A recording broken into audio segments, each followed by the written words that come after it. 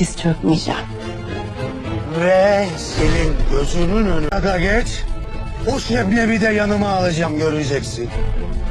Sana elinden geleni ardına koyma Onur. Her O şahane hayatın artık benim.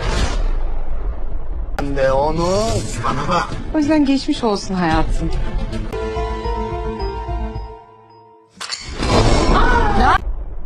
Kahveler de geldi. Ya dursana. Adalet yerini bulsun da.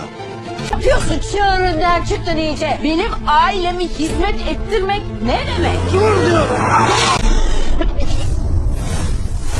Varsın kıyamet kopsun. Ne?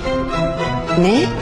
بعد اعتراف شيبنام يقوم مسعود الذي هو في حيرة بين مهنته وحبه باختياره صور شيبنام ومسعود المسربة للصحافة تخلق أزمة جديدة في العلاقة بين أونور وشيبنام.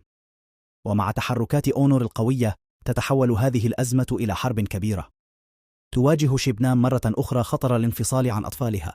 يكتسب الصراع بين أيسال وإيجي بعدا جديدا مع السر الذي تتعلمه أيسال. عالقة في الزاوية بسبب هذه المعلومات التي تعلمتها، أيسال تصل إيجي إلى حافة اتخاذ قرار مهم تضع ميليسا خطتها للتخلص من أحمد.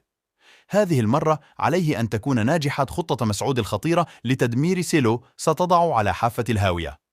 هناك أخبار بأن دور إيجي سينتهي الحلقة القادمة، رغم أن الصحافة بالبداية حكوا إنها ضيفة ل5 حلقات، لكن في هلأ بعض المصادر عم بيقولوا إنها ضيفة ل4 حلقات مش 5، وإنه انفصالها يكون صادم. ما متنساش تدعمنا باشتراك في القناة.